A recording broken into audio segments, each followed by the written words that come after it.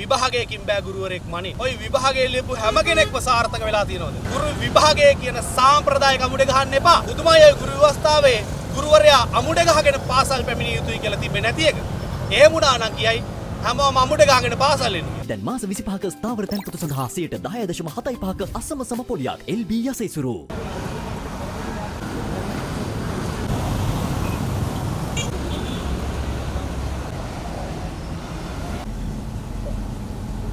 එට සාකච්ඡාවට අපි සම්බන්ධ වෙන බලාපොරොත්තු වෙනවා. අපි බලාපොරොත්තු වෙනවා සාධනීය උත්තරයක් ලැබෙයි කියලා. සාධනීය උත්තරයක් ලැබුණ නැතුනොත් මේ රටේ දැවැන්ත අර්බුදයක් සහ දැවැන්ත අරගලයක් දකින්න පුළුවන් මේ. ඒක නිසා අපි කියනවා අනිවාර්යයෙන්ම මේ ප්‍රශ්නෙට උත්තරයක් අපිට ඕනි.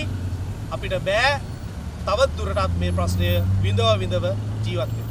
දැන් හදිස්සියෙන් හරි මේ ඔබතුමාලා නේද මෙතන උපවාසී ඉන්න අතරතුරදී ගුරු විභාගයේ කෝල් කරොත් මොකද කරන්නේ? අපි පුනා කියන කාරණාව මොකද්ද? විභාගයකින් බෑ ගුරුවරයෙක් මනේ. අනිත් කාරණාව තමයි ওই විභාගයේ ලියපු හැම කෙනෙක්ම සාර්ථක වෙලා තියෙනවද?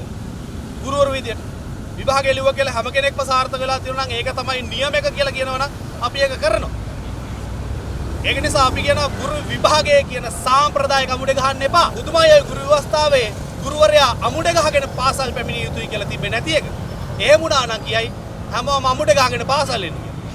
මතක තියාගන්න 2012 විෂය නිර්දේශය පැරණි කියලා වෙනස් කරන්න ඕනි කියලා කෑ ගහනවනේ.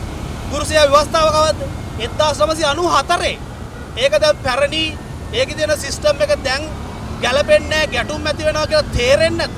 කැබිනට් පේපර් එක ගන්න ගුරු සේවා ව්‍යවස්ථාව කියලා කියන්නේ.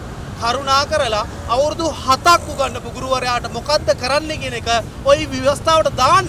ඒ වගේම අපි පැහැදිලි කරන්න ඕනි මේ වගේ පිරිස් පාසල් පද්ධතියට බදවාගෙන තව දුරටත් අපහසුතාවයට පත් කරන්න උත්සාහ කරන්න එපා. ওই ගුරු ව්‍යවස්ථාවට ගේන්න ඕනේ සංශෝධනයක්. ඒ මොකද්ද? බල්ක් එකක් විදිහට මේ වගේ පිරිස් පද්ධතියට එකතු කරගෙන ගුරුවරයාගේ රාජකාරිය ඉටු කරවා ගන්න එපා. ඒක මේ මිනිස්සුන්ගේ ජීවිත වලින් වන්දි ගෙවන ප්‍රශ්නයක් වෙන නිසා ඒ සංශෝධනෙත් ගේන්න ඕනේ ව්‍යවස්ථාවට.